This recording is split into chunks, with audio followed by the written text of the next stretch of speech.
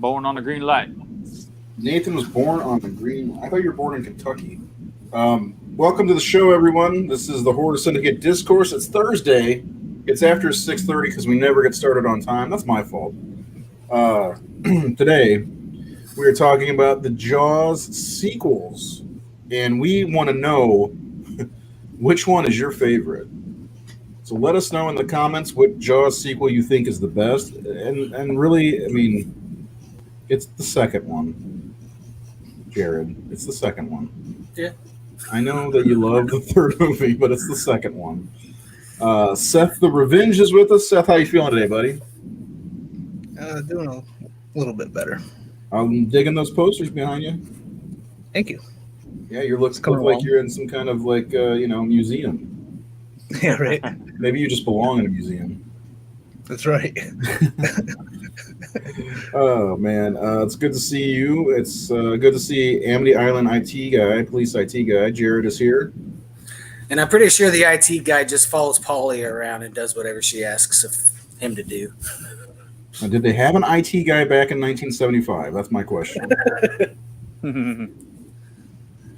Alex is here watching with us. Don't forget to hit the share button, subscribe. We're so close to 700 subscribers. I know that's not a lot, but it's a lot to me. I mean, we had like 25 last year when I decided, let's try to get subscribers. And, of course, we have Nate in 3D. I'm Razor 3D. Nate, how we doing? I'm good. Jesus. Was that the 3D? That was a 3D. Quite the effect. Quite the spectacle. Just going to grab this right here. I think we're doing good tonight. We're going to have some fun. We're going to try to have some fun talking about the Jaws sequels. Is there a way to have fun with these movies? Now, the question I have for you guys, I watched all 4 Jaws movies within the last few days. Did you guys do the same? I didn't watch the original, but I did. I can watch I was gonna watch the original after, but after watching Jaws 2 and 3 back to back, I accidentally put in part 1 instead of part 4. He needed a palate cleanser. Accidentally, my butt. Hey, there's nothing wrong with watching Jaws again. Jaws is one of the best movies of all time. Well, I like the sequels, but there's a huge drop in quality, just even from 1 and 2. There really is, and it's a shame. I mean, 2's not too bad. I remember having fond memories of 2 when I was younger, thinking, "Oh, this is almost as good." But I mean, Jaws 2 has the same task, of Exorcist 2, following up one of the greatest horror movies of all time, or the greatest movie of all time, which is Jaws is one of them. It's an unfortunate task, and it's not too bad. It is probably the best. They do have a steep decline after the first movie, though. Let's talk about Jaws 2. We're going to start with Jaws 2. We'll talk about 3D. That's Jared's favorite. So is there any redemption for Jaws the Revenge? Again, anybody out there watching, do you like Jaws the Revenge? Let us know and give us your argument of why it's a good Jaws movie. Anyway, let's talk about Jaws 2. How do you guys want to start this? First of all, I want to say I do feel like it's a decent follow-up to the original movie. You got Ellen Brody and you got Martin Brody back. You even got the shitty mayor. How is he still there as the mayor after what happened? That's my big question. He plays some of the worst characters. He was also that priest that yelled at another priest in Amityville Horror. He was Murray Hamilton. What a jerk. Yeah, and I kind of felt bad for him after watching the documentary on Jaws 2 on the Blu-ray. Yeah. Because I guess, they had to convince him to stay for 2 days, but he was willing to say, fuck my career, because his wife had a medical emergency. And, when you watch the movie, you could kind of see he seems upset. He looks very beaten down in that movie. Yeah, I was going to say, flushed, looks tired. Yeah, it's because his wife was... She needed some sort of biopsy. I guess she ended up living, but and he died sometime after. But and he was the documentary makes it sound like he died right away, but it was another 10 years or so. Yeah. It's weird. Yeah. And the thing is, as bad as he looks, he's only about 5 years older than me in that movie or something. Yeah. I just imagine he was under a lot of stress. You know, he was willing to walk from the set, you know, and they convinced him to stay for the 2 days. So I don't know, kind of feel bad for him now. I run my mouth about the mayor all the time. But Well, then they had didn't they have a deleted scene where he actually votes against getting rid of Brody? Like he was the only one that didn't vote for him to be removed. I didn't check out the deleted scenes. That's cool. Yeah, there was a deleted scene they cut for pacing that when they vote Brody out, he's the only one that votes to keep Brody in. That would have been a good moment to keep in the movie. Yeah. Yeah, it would have helped a little bit. So it doesn't feel like he's just playing the exact same shitty ass character in the second movie. Yeah. Learned his lesson in the first one. Yeah. Well, you know, you got to get reelected in Amityville, and you need all 10 votes of everybody in the town. So the thing I noticed about Jaws 2, watching it again, was this movie. Now, correct me if I'm wrong in this, but this film feels like what happened in the 80s as far as the group of teenagers being picked off or something. It's almost like that pre-slasher thing. Like you could almost see early shades of Friday the 13th movies in this movie because you've got all these teenagers. And I don't know if there was ever a movie before this where we had such a large group of teenagers in peril like that. that's a good point. Because this predates those movies. Yeah, this was 78, 77? 78, I think. Yeah. I mean, even Halloween doesn't have as many. Yeah, I think it probably came out before Halloween, right? I think it came out the summer of 78 if it did. Yeah. Let's fact check, shall we? I mean, there's Black Christmas, but I don't know if that counts. It's like this these kids are like 16 though. You know? They're not college age. Those are college age. I type in Jaws. The first thing comes up is revenge. You steal my heart. I actually agree with that, Nate, because I thought the same thing when I was watching it. Like, it felt like the slasher version of Jaws. Yeah. You know, it's like almost the same movie, but with a bigger cast, and it's all these young people, and the way that there was that one that was kind of freaking out in the boat, you know. That was great, though. She put on a good performance for that, though. I hated her character so much. Oh, my God. Here we go. She was the bitch that talked Michael into going out in the first place. Holy crap. Jaws 2 made $208 million in 1978. You kidding me? June 16th. So we just passed an anniversary. I think it cost like 3 or 4 times as much as the first movie did. It says 30. Let me see. Excuse me. Excuse me. I think it said 31 million.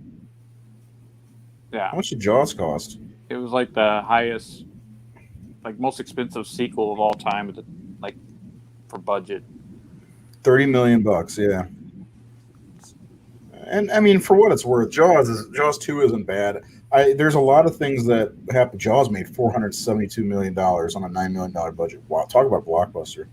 The one thing about Jaws 2 that was a benefit was it having the Brodies back, the real Brodies for the most part back, and especially Martin, who led, and carried most of the first movie. And then you get the life on Amity Island at the beginning of the movie, which I really enjoy on both Jaws and Jaws 2, just kind of everyday life, which I really love seeing. That's something that it's got that certain charm with the first movie, and it carries over to the second, even though the directors are different and some of the cast is different. That's one of my favorite things. I just wish that. Sorry. Go ahead. Oh, I just wish that never tell me had. I wish somehow they had Hooper come back. Yeah. Just a casual mention. Oh, he is unavailable at the moment. I wish they would have been put back as a ghost. I think he was busy on Close Encounters at the time. I just that makes sense. Dreyfus. After rewatching the first one, he's one of my, I love the dynamic between him and Brody. Yeah. And I kind of miss that with Jaws 2.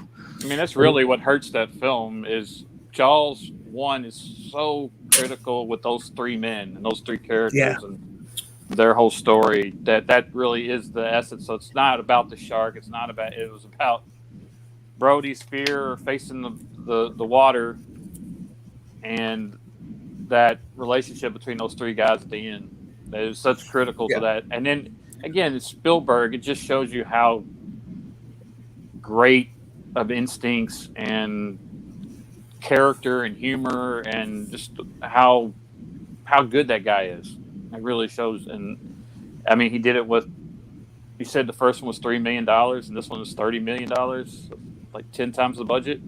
$9 million. It was 9 million. Yeah. It's still 3 million. That's still a huge still difference. 3 times as much budget. And of course, you know, this movie had a lot of problems, had a lot of directors and writers shifting and firing and replacing. And Roy Scheider didn't want to do it. He was really fighting against it.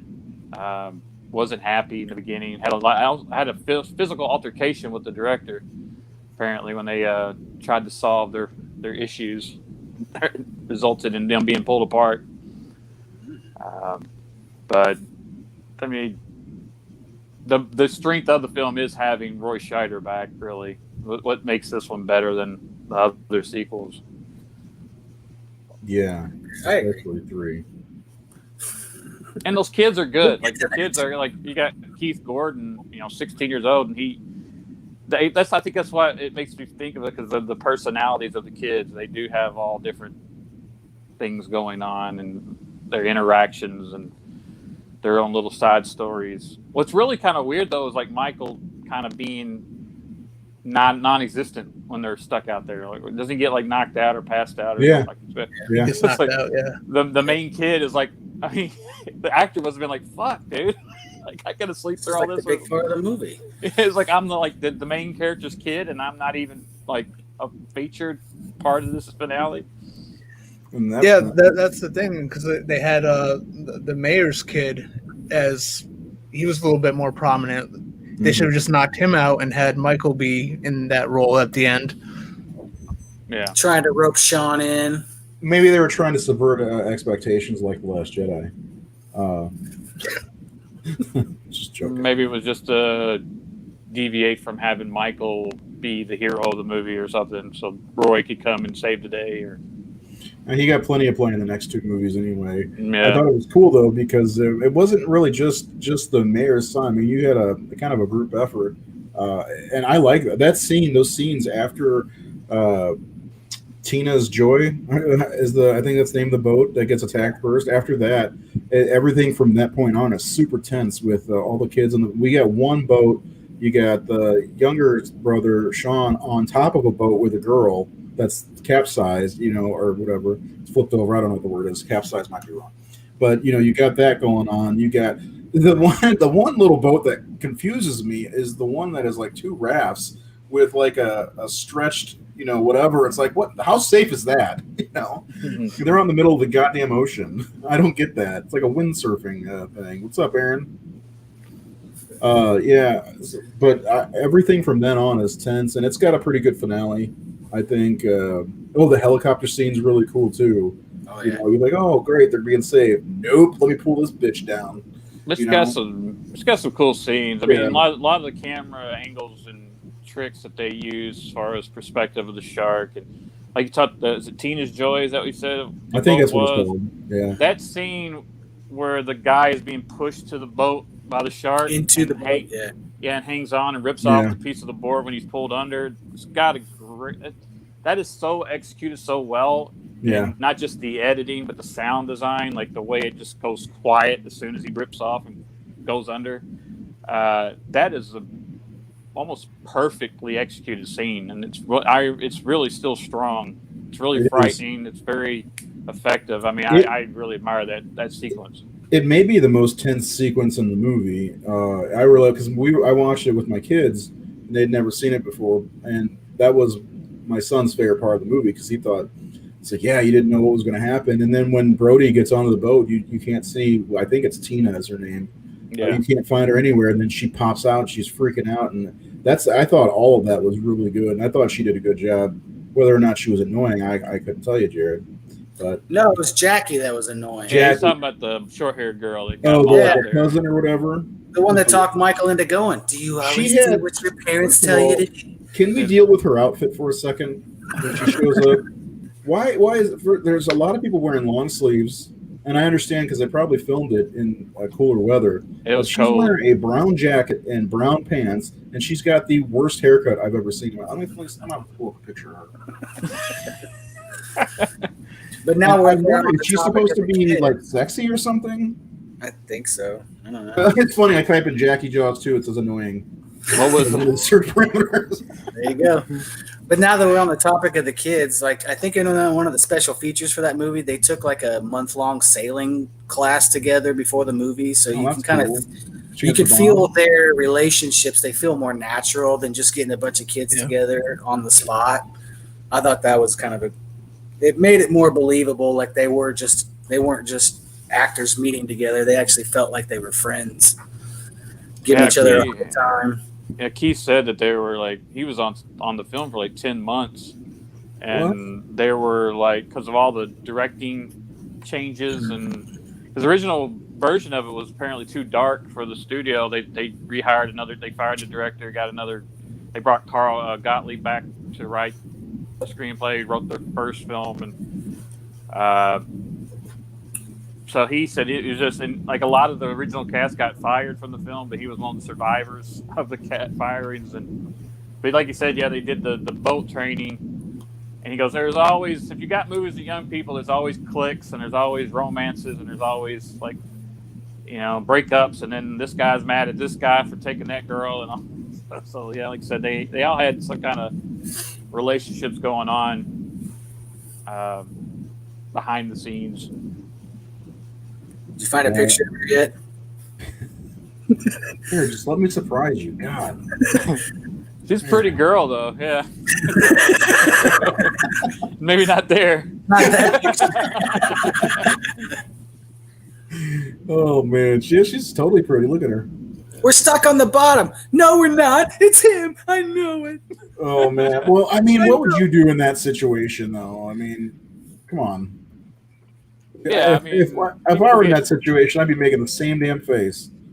I mean, you got all that group. Somebody's got to be the hysterical one, and it's not her fault. She's doing her job. Yeah, she's the one. She's like is she right there when that girl gets eaten right in front of like the Sean. I think she was, wasn't she? Yeah, because that's what does that to her. She sees that girl get eaten right in front of her. And yeah, I would shit myself too. That scene right there was horrific because that girl was like the motherly one taking care of Sean. She was a nice one, and she gets him up there, and then she just gobbled up. It's like, holy shit.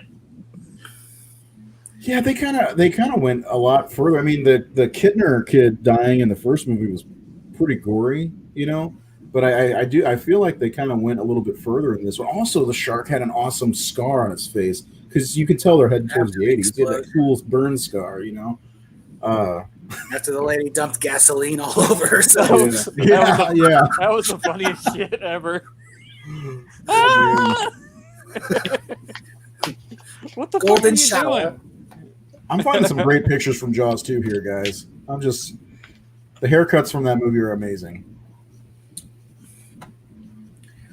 When I was rewatching it the other night, there was a little production guffaw or gaff or however you want to pronounce it.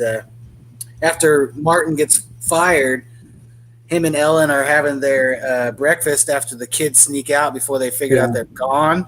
You can see an overhead mic up in the corner by the door. Oh, can you really? Yeah. I saw that. I was like, I never saw that before. Busted.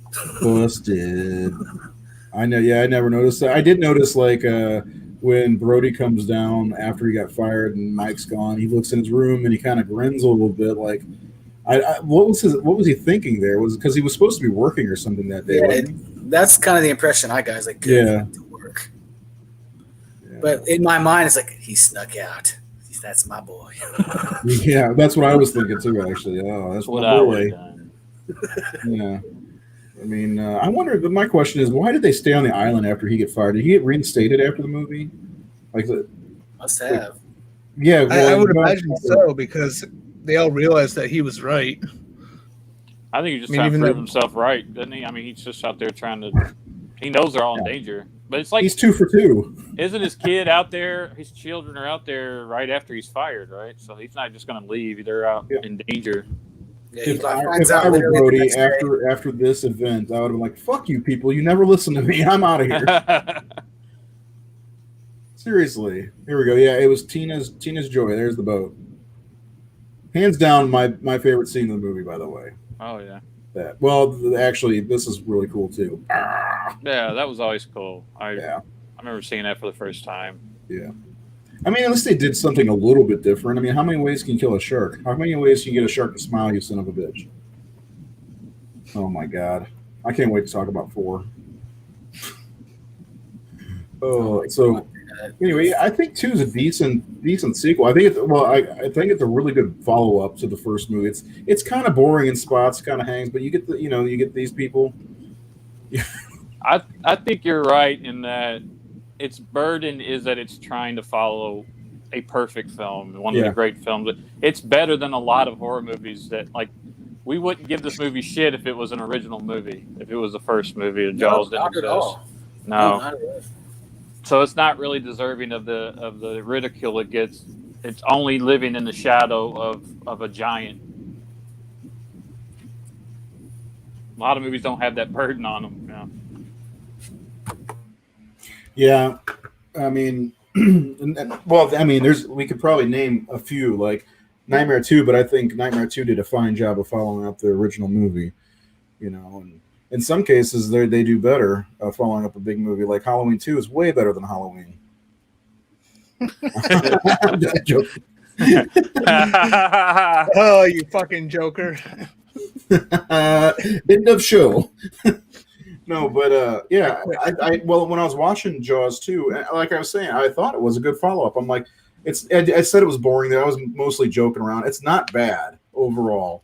And you feel like the one thing I think it has going for it, I do feel like you're living in the same world you were living in Jaws. And I really did like that they kind of focused the attention to the teenagers more rather than 3 guys. So they didn't do the same exact thing. But seriously, how many different things can you do on the water? That don't involve dolphins and SeaWorld.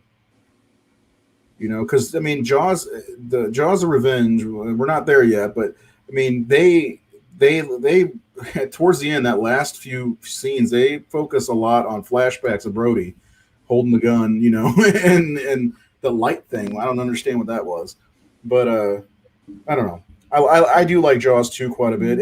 It's funny that the sequels, if you ever rank the sequels and you're being real about it, and not just trying to bait Jared, they kind of go from 1, 2, 3, and 4 as the best. Because when I rated the sequels the other day, I rated the Jaws movies. I put 3 as the worst, just so I could get a reaction from Jared, and I got exactly what I wanted. That was for you, buddy. Kiss, kiss. Just because you thought Revenge was better than Part 3. That was a bullshit joke, and it was totally debate you. And I got you. You got me, Catfisher. Gotcha, bitch. And just to be fair, for those Letterkenny fans out there, to be fair, I don't think Part 3 is better than 2. It's just a short movie? It's my personal favorite. It's not a better movie by any stance. No, of course not. Is there a shark movie as good, as close to Jaws? There's a movie called Cruel Jaws made by Bruno Mattei. Maybe? Bruno Mattei. That's terrible, actually.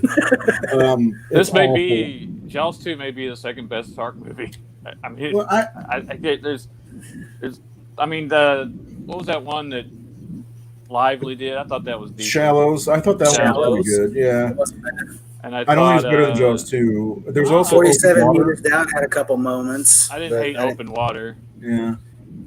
Open Water wasn't terrible. Deep Blue Sea was fun, but it was what it is. Yeah, it's not the same. Not by a long shot. Although that Samuel Jackson moment's fucking legendary. Sharknado. Maybe like 7 of them. There will never be any shark film better because Jaws isn't about the shark. It's about those great characters and that great world, and that there's more to Jaws than a shark.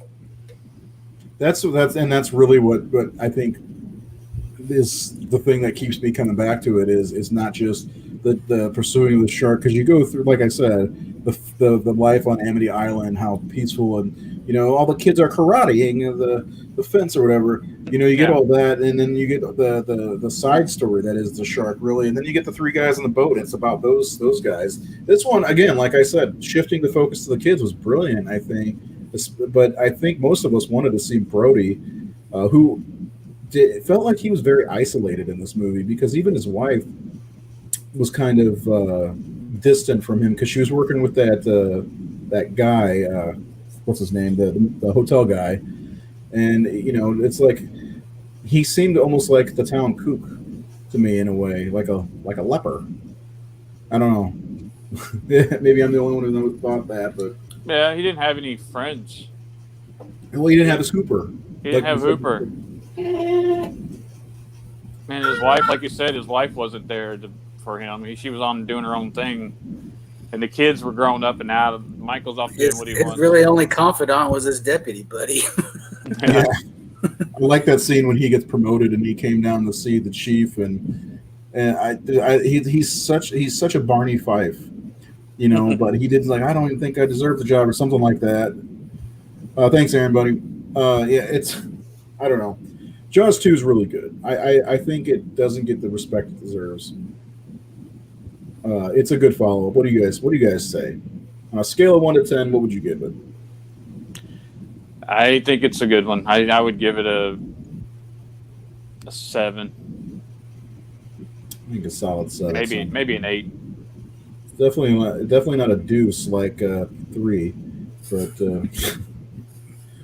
I don't know. I think it's good. We should have just done a commentary. I think it's too long though to do a commentary. It's a 2-hour movie. The second 2 are under an hour and a half, but the first 2 are about 2 hours. So, by the way, I follow this page on Twitter called the Daily Jaws, and that's where I found that picture. Well, let's just flash it again. That's where I found this. Anyway, is that the face Jackie made when she saw Jaws 3? I didn't get recast. I got no place else to go.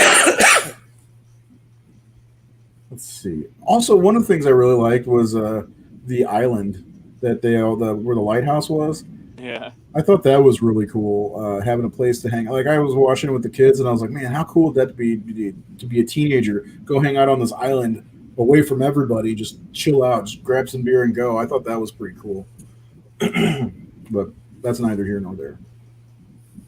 So Jaws 2. So you guys want to move on to Jaws 3? Yeah.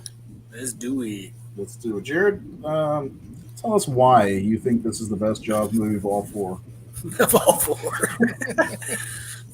Well, I'll tell you why I like it out of the last 3. How about that? Listen, when I met you, the first thing you said, hi, my name's Jared. I'd like to be a part of the Horror Syndicate. Jaws 3D is the best horror movie of all time, better than Jaws.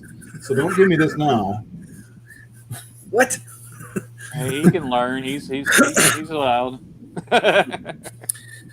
I think part of it was just the age that I saw it at. Like, I saw all the Jawses, in the 80s when, they all first came out. So I was still pretty young when I saw it.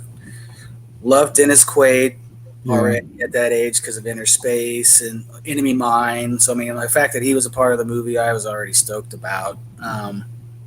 Leah Thompson, obviously. When do you think you saw it? How old do you think you were? I was probably 8 or 9, so before 1990. So it had been around for a while. Yeah, because it came out in 83, I think.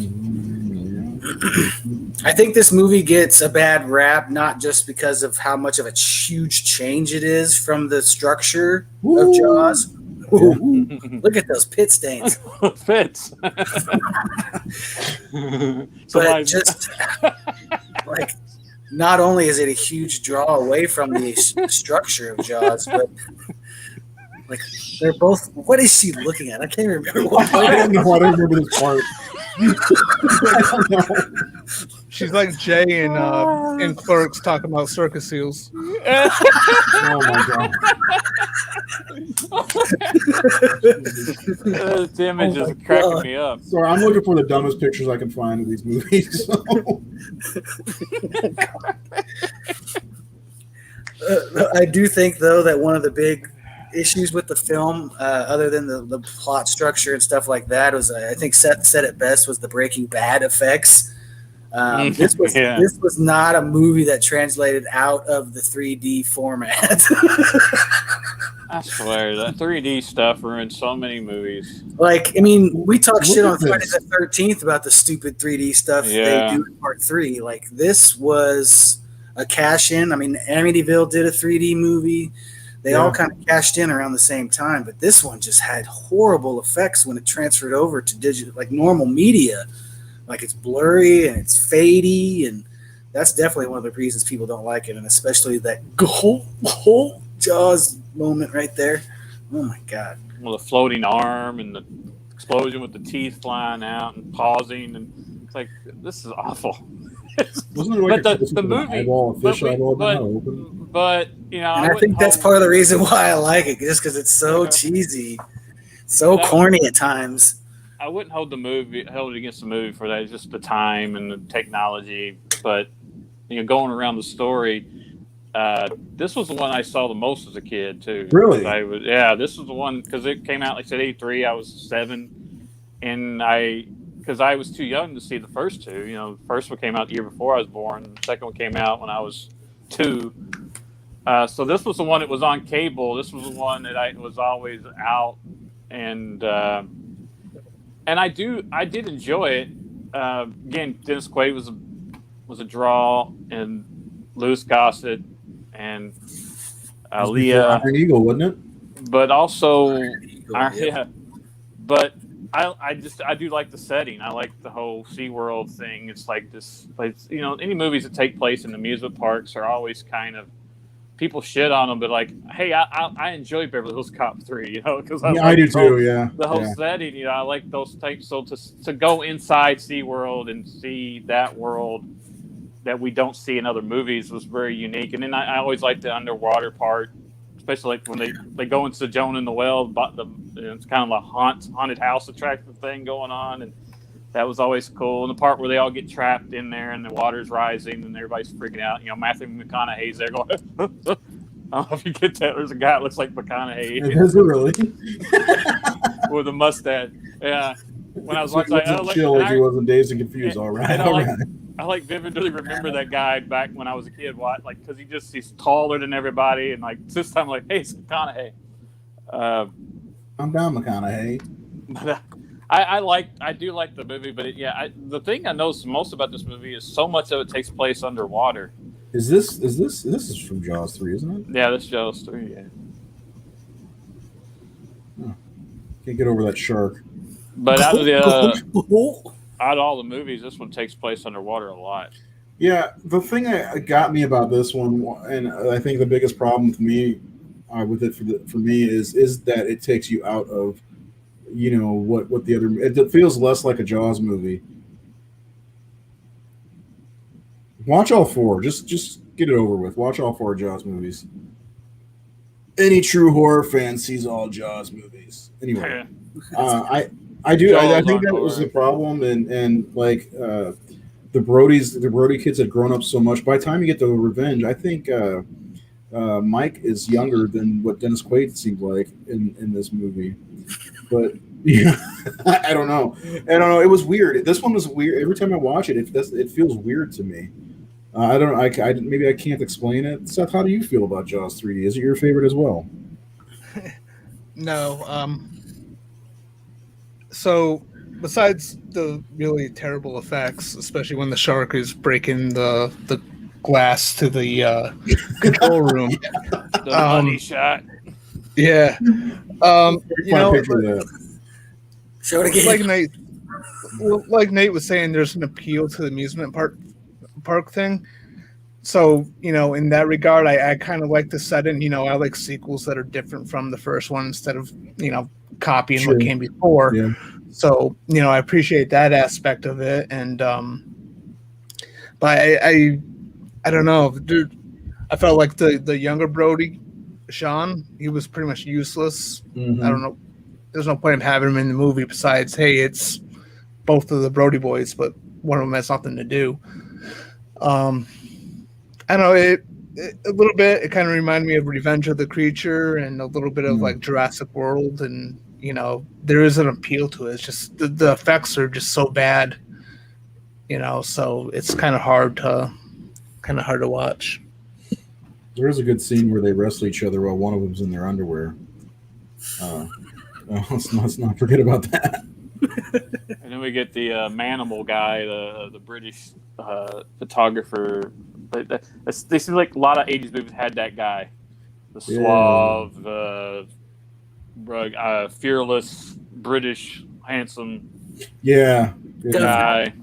Oh, I'll be live bait. That's a brave photographer. Some of these effects, man. Check that out. Woo! That's actually a 3D one with the whole anaglyph there, shadow effect.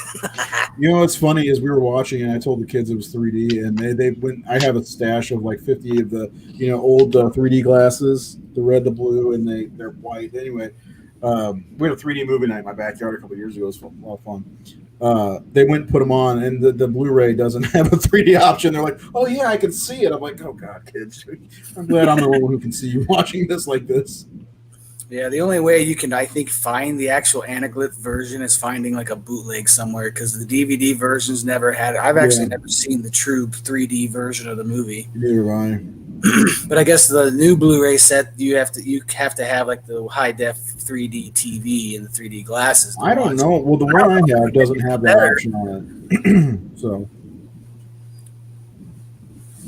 Pretty sure. Yeah, I'd like to see it in 3D, maybe one day. Oh shit! What about? Okay, what else about this movie? Excuse me. Oh, my throat's always so gross. What did it lack? Is a problem because it lacked Brody, Mark Brody? Is that a problem with this movie? Is that why you think it didn't do so? I wonder how it did in the theaters. I don't know.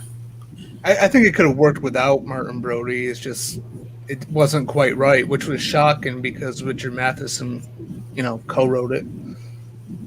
Oh, it made $88 million over to $18 million. It had a smaller budget than Jaws 2. That's surprising. With all that 3D. 3D must have been cheaper back then. I'm curious, what other movies came out with 3D? I know we said Amityville and Friday the 13th. I know there's a few horror movies that came out in 3D. Could you imagine Halloween 3 in 3D? They only mentioned most movies. I don't know. Was there more? I can't think of anything else. Because I can't think of those are the only three that come up. Coming at You? There's a movie called Coming at You. Oh yeah, Coming at You was like a Western. That's the perfect title for a 3D movie. Yeah. Coming at you. Coming at Very You. Very I good. mean, I honestly don't have much to say about Jaws 3. It may be my least favorite of all of the Jaws movies, just and because of technical issues, and I'm taken right out of it. It feels like that's why I said something about what did I say the other day? I think Jaws: The Revenge, even though the idea behind it's kind of bullshit, it feels more of a better follow up to 2 than 3D. Nah, I'd rather watch part 3 any day. Well, listen, anything that's got Lorraine Gray in it is good in my book, okay? Even though she's insane. What are you doing there, Jared? I was looking to see if this does have... I know my other copy of Jaws 3 has it, but you actually have to have the high-def 3D with the special, expensive 3D glasses to watch it. But I can't imagine 3D TV and all that shit. Seriously, how much better could it be with all that high-def greatness? I mean, that's totally worth getting an expensive 3D TV and 3D Blu-ray player to watch that one movie. Yeah, to watch that one movie. It's totally worth it. Anything else you want to say about Jaws 3? Because I have nothing. Not really. You got to see Shamu. That was cool. Was it Shamu? That horrible shot at the end where they try to get the dolphins to superimpose the Oh freeze frame. God. Oh, Oh God. I just watched it last night. I was like, fuck, that ending is so cheesy. God. They should have watched that and go, let's not do that. It would only be better if they could jump together and make a heart. I'm going to look for that. Hold on. It's awful.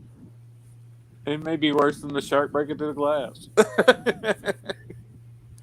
Oh God, is it the sunset scene? I forgot all about that. Yeah, it's when they're like cheering in the water together. They're like the scale's not right. They're too small.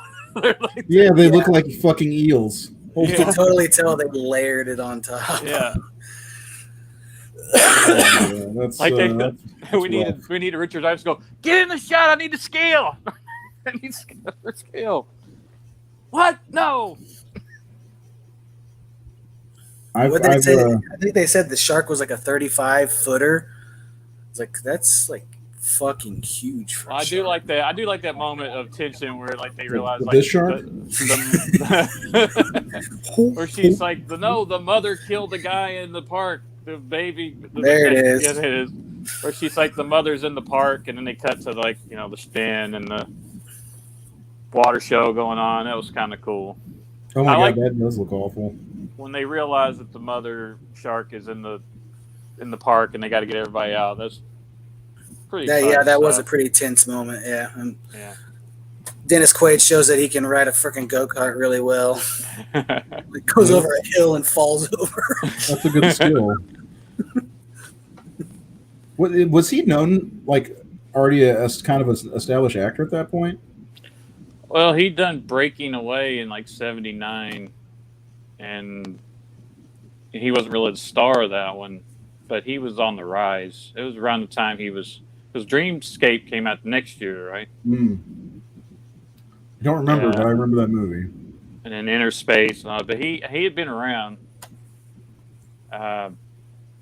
I don't know if Breaking Away was like the first kind of big thing he did. Him and I found a good picture. Oh man, I need he was like beforehand from now on. But he was like what with TJ Souls back in the late '70s, I think. Yeah, that's right. Yeah, lucky him. I think I think originally he was supposed to be in Halloween. Yeah. It would have been cool if he was in Halloween too, because that was better than Halloween. I kid. Hey, Key. You're not getting me today, Ray. Like I'm the devil. Not today, Satan. Not today. That's bait. So moving on to this one. The Revenge with My Cocaine. My cocaine, get away from it.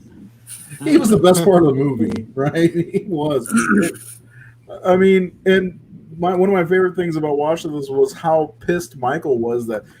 What's his name in that movie? He's got a dumb name in that movie. Hoagie. Yeah, Hoagie's after my mother. He's like, okay, there's a shark that you're following around that you're not telling anybody about, but you're worried about this old man trying to get with your mom. Like, come on, dude. Prioritize. He's named after a sandwich, Mom. Oh. He's named after that's right. But he's got such an exotic. He's named after a sandwich. I'm gonna never let that go now. Every time I watch that, I'm gonna think about that. I didn't think about that. And Mario Van Peebles, man. So I this was the first one I saw was Jaws of Revenge. So that might be why. It was definitely on TV a lot. It was. So yeah, that's why when Nate said that he saw 3D a lot, or the third movie a lot, I was like, dude, Jaws, The Revenge was on TV all the time when I was growing up. What year did that come out, though? 87. 87. Yeah. I thought the very beginning was pretty effective. Except for you can tell his arms right there, though. I remember that scene fucking with me when I was a kid, like getting his arm ripped off. And now looking at it, it's like, God, that's so shittily done. Yeah, it was bad. Oh my God! I mean, there's a lot. So let's talk about the plot of this movie. The idea that what was the that? shark. What else was that actor in? Because I recognized. You know what? I recognized him too, and I looked. Is he in like one of the Revenge of the Nerds movies, or? Let me look. I got the Revenge. Is he like the lead of the Nerds in the sequel, or the Alpha Betas? No, that's actually Bradley Whitford. Oh yeah, you're right. Let's see. He played some stuff like that. Sean Brodyman. His name is Mitchell Ogren Anderson. He is in Deadly Dreams as Alex Torme, All American Murder, Relax, It's Just Sex, Space Camp. That must be what it is, Space Camp. I must be remembering. I haven't seen that forever. He's on a lot of TV shows. He was probably like the alpha male in Space Camp that was probably butting heads with like Tate Donovan. And yeah, he played Bannon in that, so that sounds like an asshole. That sounds like an asshole. I'm so Bannon from Days of Confused. O'Banion. O'Banion. Yeah, anything with Bannon. I'm looking to see Chad is Bannon. Yeah, I haven't seen Space Camp in forever. I wonder if that's available that's streaming somewhere. I think I bought that, man. It's like you forget who was in that, like Kelly Preston and Joaquin Phoenix and what? Really? Yeah, Joaquin Phoenix was a little kid in it. And Kate Capshaw, Tom Skerritt, Kate Capshaw, Leah Thompson, Tate Donovan. Wow. Yeah. Yeah. Leaf Phoenix. Come on, Leaf Phoenix is in this one. Yeah, his name was Leaf at the time. Yeah. See, I haven't seen that movie since I used to love that movie when I was a kid. Yeah.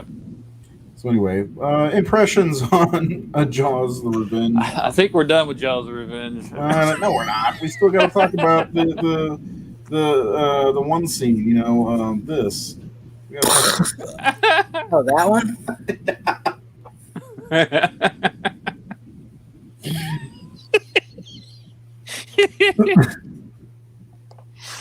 At least, hey, she's selling it, okay? She is. She's selling it. Totally looks like a styrofoam shark. Yeah, but she's selling it. She's like, it's getting me. It's more effective when it's closer in the water and the blood's splurting out. Well, the thing I noticed about this movie, though, is the shark is out of the water a lot. Did you guys notice that? And he roars a lot, too. Yes, he does.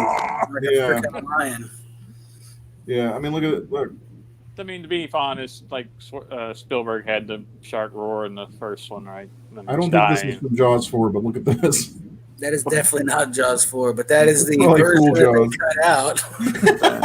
The hell is that? I think it's from an Italian horror movie. I don't know. Might as well be Jaws 4.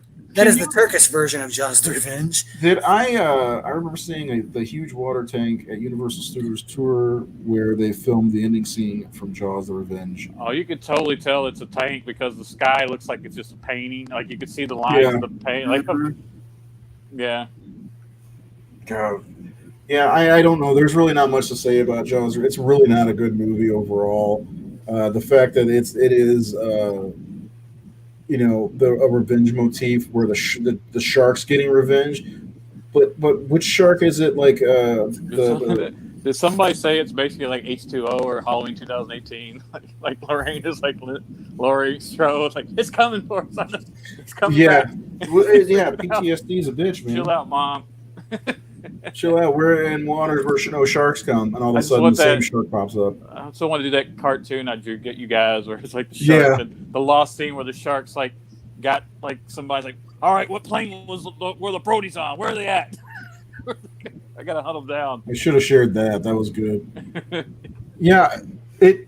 First of all, that shark. How long do you think it would take to get to the Bahamas from Amity Island? You know, or where? And sharks, I don't think they think that way. And then she also seemed to have like a psychic connection to the shark, right? I mean, yeah. There's a scene where she's out partying with Hoagie Roll, and you know, like all of a sudden she stops and there's a close up on her face, and he's like, "What's wrong, Ellen? What's wrong?" And she's like, "Nothing," and starts dancing like a maniac. So it's a really, really bad movie. I hate saying that because that's the one like honestly for a long time. Thanks, buddy. Appreciate it. For a long time, that was like the one I like. Okay, back when I started buying DVDs again, I found The Revenge on DVD for $5. I lost my fucking mind. I was like, I haven't seen this since I was 7 years old. This is going to be awesome. And I'll never forget the feeling I got when I watched it again as a 24-year-old after not seeing it for 15 years and like feeling so deflated. I'm like, holy shit, this is terrible. Because I remember in the 90s when because I saw Jaws, I saw that one last out of all of them, honestly, which is terrible. But I saw Jaws, and I'm like, oh, this is a masterpiece. Man, I got to find The Revenge, and I could never find The Revenge again. And I kept telling my friends, and they relied on me as their horror source, Jaws The Revenge is good. It's better than what people say it is. I was way wrong. There's a reason why you couldn't find it for so long. What's that? There's a reason why we couldn't find it for so long. Yeah, I mean, Blockbuster didn't even have it to rent. That's how they only had 1 through 3. And I remember thinking to myself, why would they stop and only get the third movie? This is terrible. The fourth one's so underrated. It's a 3.0 on IMDb. I think that's perfect. So I could be wrong. It might be lower. Let me check, but I think it's 0% on Rotten Tomatoes. Has to be because part 3 is 12%. Yes. Yeah, it's 3.0 on IMDb, 15% on Metacritic. Oddly enough, 57% of Google users like it. So what? Whoa. Yeah. Let me look up Rotten Tomatoes because it doesn't pop up. It usually pops up right there on Google. Rotten Tomatoes refused to review this movie. No. Let's see. It's also on the list of the 50 worst summer movies. I do remember when it was on TV so much. Like, obviously, they had different cuts for TV versions of movies for a lot of different ones. Yeah. For the longest time, I didn't know exactly what happened at the end. In some of the versions I saw, Jake lived. Other versions I saw, he died. See, and then right. Jaws gets killed 2 completely different fucking ways in the movie, and I remember seeing both of them. So on Blu-ray, they have both endings. The alternate ending is the one where Jake lives, and the better looking death scene. In my more opinion. realistic death scene. Yeah, well, neither one of them are realistic because he's flashing them with the light. Well, can anybody explain that to me? What Michael is doing with that light, and like, how is the shark supposed to see that? First of all, they put something in his mouth, and it's supposed to be shocking him. Oh, it's shocking. Okay, so but the other thing is like whenever it flashes, Charles the shark. I think that one's Frank, by the way. Frank the shark is growling like Nate said, like oh, it flashes. It's so comical. Listen, it doesn't have a rating on Rotten Tomatoes, but every one of them are green. I think Sheila from Dream Master made that for him.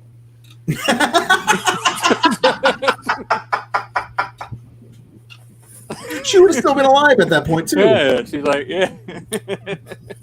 I mean, obviously the ending is ridiculous, anyways, because you're going to impale a freaking 4-ton shark and kill it, or you just impale it and it magically explodes. So I'm looking. There's a list here: 50 worst summer movies of all time. I'm trying to. And they also reused footage from Jaws 1 when the Jaws the Revenge. Yeah, they did. That ending is weird. Like, yeah, they just show part 1 shit at the end. Yeah, they kept flashing back to Martin, and we even get that line, "Smile, you son of a bitch." Should we film an ending for this? No, I'll just replay Jaws 1. Yeah, we'll just put some sepia tones over it. It'll be good. They did it a lot, so there you go. We'll just make it sepia. The worst summer movies of all time. It is number 6. Return. What's worse than that? Return to the Blue Lagoon. Oh yeah. Staying Alive. Oh wow, that's Stallone's movie. Not that bad. Yeah. Wagons East. Mac and Me. Come on. Mac and Me. No. It's got a 4%. And Super Babies. I like it. What is number 1? Super Babies. Baby Geniuses 2. Oh, okay. Well deserved. I've never seen it, but I can't imagine it being that good. So, oh man, plus the Baby Geniuses have flashbacks of Roy Scheider movies. Roy Scheider, just clips of the 7-Ups and. So French I'm going to Connection. go back to why did he not want to go to be in Jaws 2? I'd never heard that before. He did. I mean, he Does probably he knew it like John wasn't going to be Carpenter? as He doesn't like doing sequels. well. He probably knew it wasn't going. Yeah, and it's a time when sequels weren't really a thing, and he probably realized it wasn't going to be as good as the original. That's a good point. And apparently, he only did it. I don't know the story behind this. I just found that out today that he was supposed to be in Deer Hunter. I wonder if he was playing De Niro's character, but he wanted out of Deer Hunter for some reason. So he left Deer Hunter, and to get out of it because he owed the studio 2 movies, so they let him out of his 2 movies. They counted Jaws 2 as his 2 movies he owed them, but he got paid like 4 times as much as he did on the first movie. I think he got $100,000 on the first movie and $400,000 on the second, but he didn't. Yeah, I mean, I think it's what it is. He realized it wasn't going to be as good, so why do it? Like, if I would think you'd want sequels to be bigger or better if you can, and there's just no topping the first movie. Yeah, it says he reluctantly returned to reprise his role as Martin Brody in '77. He quit the role of Michael Vronsky. So he was playing De Niro's character. Yeah, in the Deer Hunter 2 weeks before they started shooting because of creative differences. But he was under contract with Universal for a 3-picture deal. He made $500,000 for 12 weeks of work. Imagine that. How great would that be? Plus $35,000 for each additional week it ran over. Now he got paid. For 1978, that's nothing to, sneeze at. Away from. Well, the director said he was kind of real difficult in the beginning, but once they got into making the film, he kind of lightened up. It wasn't in such a shitty mood. Yeah, well, I wonder if like Michael Keaton not wanting to come back to Batman because I know Roy Scheider's been in a lot of movies and he's a really, really good actor, but man, the first thing comes to mind is always Jaws, and The Punisher for some reason because he played Frank Castle's dad. But yeah, I mean, I wonder if that's a problem with actors back then, not wanting to be a part of some kind of franchises really didn't exist all that much. There was well, I don't think there was any respect. Apparently, Spielberg was like dead against it. Like he said, I have no interest. I think it's a cheap thing to do sequels. Then he made like Temple of Doom and stuff. But yeah, but those were times change. Things change, and at that time, sequels were very unique. They weren't expected. They were weird, and they were obviously like, just a studio trying to make more money. Yeah, I don't think that's the case with Indiana Jones. I mean, and guys, his best friend, and guys like that are just like, yeah, I'm not interested in, just doing it for a paycheck. And Seth put something up on his Facebook the other day about Spielberg is still trying to fight a Jaws remake. Could you imagine if there's a Jaws remake coming out next summer or something? How bad that would be. I mean, I'd watch it. I'd give it a shot. But how would you guys feel if there was ever a Jaws remake? Let's start with Seth. I'm not against remakes, but it would seem unnecessary. Yeah. But if it happened, it would happen. I'd watch it. Because again, I really don't have a problem with remakes, but I feel like that's definitely one that doesn't ever need to be remade. And if it is, it's automatically gonna be inferior. Yeah. It's not going to stand a chance. I agree. I think that's one of the 2 movies that you don't remake in the genre. With The Exorcist, in my opinion, is another one you don't remake. But Nate, what about you? How would you feel if there was a Jaws remake, knowing that you are enjoying this great love affair lately with Jaws? Yeah, Jaws. Again, what's so great about it is Spielberg's handling of family and character and all the little, like you said, the little nuances of karate in the fences. Yeah, I love that scene. It's a tiger shark. A what? What? Or just like the part where Brody's like, she's like, you got that condition where you're afraid of water. What's it called? Drowning. Like there's so many little things like that make it so good. Yeah. And those are little touches that obviously are Steven. And you see it in all his early movies. They have a magic touch about them, and that's what makes that movie special. And then, of course, the chemistry between Robert Shaw and Richard Dreyfuss and Roy Scheider is just it's just not something I think you can match. And so it's not just about the story in Jaws. It's about that when it was made, the people making it, the little details that make it so unique. And unless they use the same script, which would be pointless, I don't think that's kind of what I was thinking about, Nate. Like maybe changing the characters, because there's no way you can top those performances. No, not at all. What if? Can you imagine someone else trying to do the Indianapolis speech at this point, like trying to copy that? It would just be this is stupid. That's the thing, though. If it was made now, would it still take place in the same time and age? Because it wouldn't matter. Yeah. Well, I don't know Quint would be really, really old at this point. Yeah, he wouldn't be. So if it took place now, it'd be way different. That's the one thing I worry about with remakes is when they set them. And then the other question is, what if they decided to say, well, Jaws was such a big movie, why don't we do what Halloween 2018 did? Skip over the bullshit sequels and make a sequel. Maybe Michael is the chief of police in Amity now, and Quint's estranged son is back, or some bullshit like that. Like what if they did something like that? I'm just saying. And then Hooper's daughter comes in. It's my son after my third wife's demise. I wouldn't mind seeing a movie about Matt Hooper. Have Richard Dreyfuss be the main character, and because he's in the oceanography business, it would be a legacy of him, and he would be involved. So to have a movie just about him, he was studying sharks. So that would be organically to be able to be nostalgic with that character if Richard even want to fucking do it, because Richard he doesn't seem like the guy who'd maybe jump at it, but. Well, he did do that scene in Piranha. Yeah, but I think it would be he knew. I think it was a spoof kind of thing. But to do a serious film, I think he would be very fickle about. Well, I mean, also who was writing it, who was directed it, if the script's good enough. If he did it, I think he'd be really adamant that it'd be up to par to do it. Yeah, well, he's super old now too. Yeah, or he just made it want to work. He's 103 years old, so.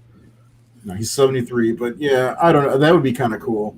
I do worry about. That's one of the things I worry about is the Halloween 2018 effect, or I could call it the Superman Returns effect, because it started with that, where they skip over all the sequels and make some bullshit sequel. Not saying Halloween 2018 is a bullshit sequel, it is, but I mean the whole thing is just stupid. Having a sequel, Jaws is a one story. It's like the shark's dead at the end of the movie. Quint's dead at the end of the movie. They're really the whole idea of more sharks, because it's not like something just happens all the time and it's the same fucking people all the time. And what is he? John McClane is always the same shit happens. Same guy. Yeah, I know that's kind of dumb. I mean. That's the whole idea with. Not even supposed to be here today. Well, it's the whole idea with having it happen, having Jaws movies take places in different places would be kind of okay, I think. But having the same shit happen to the same people for 4 movies is kind of ridiculous. They're in SeaWorld all of a sudden, and there's sharks around. Oh, come on. It's because by Jaws of Revenge, I wonder if they sat around the tables these sharks seem to follow the Brodies around. Oh, that's the idea for the 4th movie. They're sisters. You're right. It's Bruce has a big family, doesn't he? And then also there's so many chronological problems with these movies. It's how old are the Brodies at this point? Because Ellen in The Revenge says 12 years ago, and Michael was probably 10 years old in the first movie. And he's early 20s. Yeah, but he was not in his early 20s by the time he was more late 20s by the time Jaws: The Revenge came around. But in Jaws 3D, he looked like he was 35. Dennis Quaid. Well, the second one, it's been 5 years or 6 years? I think they said it was. I think we did the math. Michael's 16, 17. Yeah. After Brody got fired in the second one, he's 4 years down the drain or something like that. So it was approximately 4 years. So Michael would have had to have been at least 11 or 12, right? Michael aged differently than the other boys. But if it's 4 years, that means Michael was 13 in the first one, and that kid was not 13 years old. Maybe his growth stopped from being bit by a vampire. Yeah, I was just gonna say slow down. Well, listen to what he talks to me. He says, "I got bit by a vampire." Like he sounds like he's 3 years old. Sounds like he's 3. Yeah, you know. Or he sounds like he's from New York. Yeah, right. What does Brody say? The in the yard by the car. By the car, not too far from the car. From the yard, yeah. That's the whole continuity is fucked up in these movies. I mean, that's all there is. Here's what I say: leave Jaws alone. If you're gonna make a shark movie, make something different. Don't have anything to do with Jaws. Don't call it Jaws unless you call it Cruel Jaws 2. And now that you're bringing that back up. Sorry, Dave, I didn't mean to cut you off. Now that you're bringing that back up, though, I was just thinking, like, if he's given so much blowback about a remake, he sure is really fucking open to redoing West Side Story. Just throwing that out there. I think isn't that done? It's good. It's being released this year, isn't it? Yeah, it's done. Yeah, I mean, I was just surprised that it was like. Yeah, he remade. What's this? Always was a remake. I can't remember what the original title was. So he's made remakes before. Well, just it could be too that the report was a little exaggerated. Maybe he's just saying no to a certain pitch, and he's waiting for the right one to come along. Yeah, I don't know. You know, I think he just realizes how special. Yeah. Yeah. I mean, like I said in our show last year when we talked about Jaws 1, I think you guys were kind of against it, but I would love for Spielberg to do a Jaws prequel about Quentin's backstory in the Indianapolis. Yeah, I'd be all for that. I don't remember being against that. That was the original pitch for Jaws 2. But who would play Quint in this day and age? Chris Pratt. Well, we'd have to rewind about 20 years. Chris Pratt. Yeah. I don't know if he's a good enough character actor for that because you'd have to get. I would personally think that if Spielberg came back, then I would take whatever because that would, I don't know. It's his job. I feel like he would bring quality to it. I'd be sold immediately. They said Jaws 5 was being made by Spielberg. Yeah, but it's a prequel, right? That's the. Yeah, that's what I'm just saying. That's what I would want to happen. But they already made that movie starring Nicolas Cage. Oh my god, I forgot about that. I think I said that last year too, because he's in. I think he's in a movie based on that event. Yeah, it's called USS Indianapolis. Is it? Yeah, I thought so. I've never seen it, but I mean, Nicolas Cage makes 17 movies a year, so you miss a few here and there if you celebrate his entire catalog, like I do almost. But anyway, yeah, I think I'd be on board with that. Seriously though, who would you want to have play Quint? I mean, that's such an iconic, legendary character. You can't just get anybody. The Rock. But he would have been. It would have been 30 years earlier, right? Yeah, so he'd probably been in his 20s. Oh, 30 years. Yeah, not 20. Yeah, because it was 1945, I think, when Hiroshima happened. So yeah. So Quint was probably 50, so he's probably 20. Yeah, I mean, when he was on the Indianapolis, so you'd have to get probably an unknown, or one of these up and coming kids. And was this character supposed to be like British or Irish? Like he was Irish, wasn't he? Yeah, I don't know if he was actually like straight from the old world because or it's just a New Englander boy. Yeah, his accent came in and out a little bit. Like he just sounded like an old asshole to me. But and he wasn't even 50 in Jaws. Like he was still somewhat young when he died. I think he was like 48 or something. Yeah, when he died, he was. I don't know if he was even 50 when he died. That's a shame. I wonder if that's why they made Jaws 2 the way they did. Oh, no, Quint couldn't have been in it. Never mind. That's stupid. Where's my Quint flashbacks in Jaws of Revenge? Come on. Also, how can Ellen Brody have flashbacks of Martin Brody out in the middle of the ocean? Yeah. That's what I said. Yeah. It's like she has the shine or something. It's all connected. Didn't we connected it to Nightmare on Elm Street Part 4. We've connected it to The Shining, and I connected it to something else the other day too. Well, it's all connected. That's another thing too. Is like a lot of the score for Jaws: The Revenge sounded a lot like Elm Street in certain areas. Yeah, it did. They changed it. Well, they changed the main theme quite a bit, and it was really, really bad. But yeah, you're right. There was it. Well, dude, I tell you, Jaws: Revenge is your typical '80s slasher kind of movie. It wasn't very good at all. I feel bad for saying it was better than 3D, but I also feel bad that I ever watched 3D. So. Jaws of Revenge is the one that I've seen the most. Me too. Other than Jaws. Because my mom fucking loves that movie, and she would watch it all the goddamn time. And she still does. Yeah, well, she also likes ice spiders. I mean, I can't do anything for her. I can't do anything for her. I've tried. Well, everybody likes what they like. I like I've been saying, The Revenge is kind of a guilty pleasure for me. I do get some kind of enjoyment out of it. I don't know how I'm going to feel about watching it again after hearing about what happened to the little girl from the movie. I know it.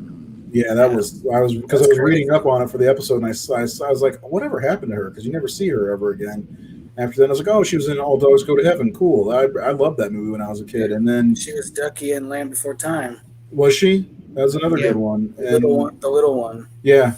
And then all of a sudden, her filmography stops, and then so I get on Wikipedia and look it up. I'm like, oh my fucking god, that is a tragedy. So that really made me sad the other night when I read that. I was like, God, what a shitty world we live in.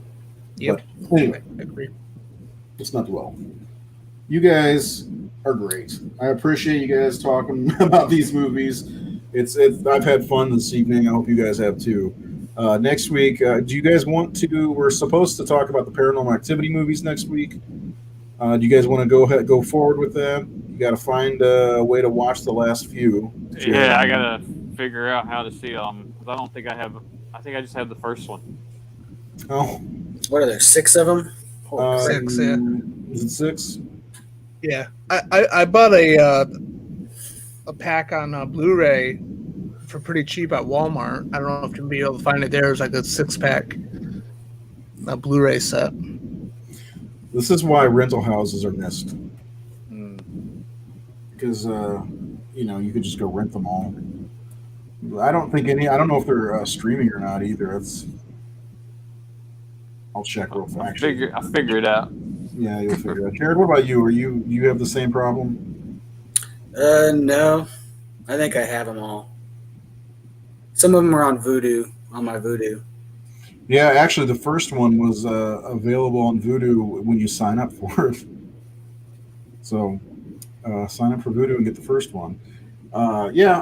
We can do that. The week after that, Nate is going to be, I think we're going to take a little week off. That way we don't miss the Wreck movie series, because that gives me more time to wait to watch it, because I'm trying to wait till the very last minute, because I want to watch them right before we do the show, so all the information's like fresh in my head. You know what I'm saying? Like, especially since they're foreign made movies, I'm really looking forward to watching those though. The Wreck series, or Record, or however. Is it Wreck or is it Record? Because it stands for Record. I've always called it Record, but yeah. Well, it's like, the logo for it is like what you would see on like an old camcorder. Right, yeah. For Record. Yeah. So it's short. So Wreck. What's this Wreck button do? Anyway, that's the show for tonight. We're going to end a little early. There's not much to talk about with the Jaws movies. Discuss them amongst yourselves if you'd like, you out there. Fun summer movies for the most part. Well, the first two are. Jaws is legendary. I adore it. Any final thoughts on the series, Nate? No, not really. I haven't watched them a while, so it was cool to go back to them. But I kind of feel like Jaws should have been a one and done thing. Sorry, go ahead. We can't bring back the shark one too. That thing is so goofy looking. I agree. I think Jaws. I never think about watching the sequels ever. So if I'm watching Jaws, it's Jaws, and usually I have a thing where it's like, if I have to watch the first one, I should watch the other ones. But not with Jaws. Jaws is the one and done for me.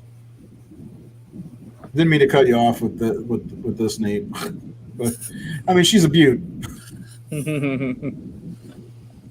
Oh, that's my favorite. Ooh, cake. Yeah, like Dennis Quaid is selling it, and she's just like, "Oh, am I doing it right?" Oh, oh man, I found some good ones. Next time I'll try that. The thing is, look at the shark's mouth on this one. That's the worst part, in my opinion. Anyway, Seth, what about you? Some final thoughts on the series? They're all right, I guess. Every time I show this picture, we get a bump in viewers.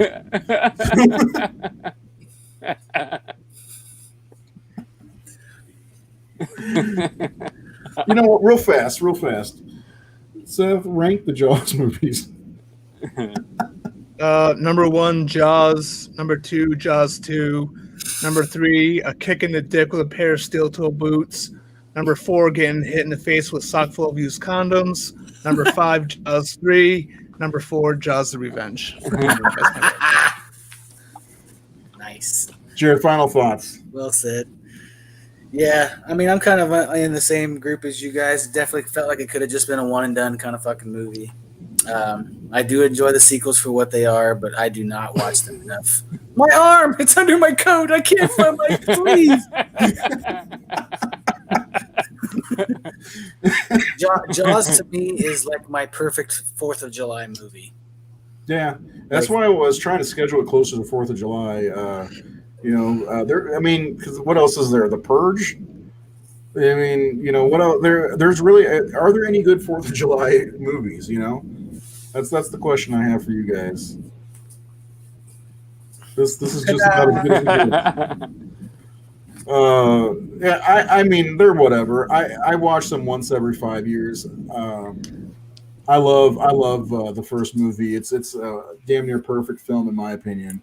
So if you're gonna watch Jaws, just watch that. That's what I do. That's what Nate does. That's probably what Seth does. And Jared, I don't know what you do. I'm currently trying to locate a copy so I can watch it in true 3D form. Jaws 3, yeah. Yes. So anyway, check us out next week as we try to make you or convince you that the Paranormal Activity movies are not as bad as you think they are. Or are they? I don't know. I like them just fine. I think they get a bad reputation. Is there really fucking 6 of them? Yeah. Yeah. Look, they go by fast, though, I think. And I like the third one, takes place in the 80s. It follows the 2 girls when they're younger, and I like that. I thought that was good. And the 4th one is a little bit different. The 5th one is a little bit different because it follows somebody completely different around. They're all right. They're all right. They all connect. Everything's connected. So my favorite one's the 5th one. Seth, you liked them, didn't you? Yeah, my favorite one was the 5th one, the marked ones. Yeah, that one was different. It was totally different. Yeah. Is the newest one the Ghost Dimension? Yeah, that's the last one. There's supposed to be one more coming out too, apparently. Oh my lord! You know what? Watch Grave Encounters. Anyway, you guys have a great weekend. We will try to do the same. Hit the subscribe button, and we will talk to you on the flippity flip. Have a good evening.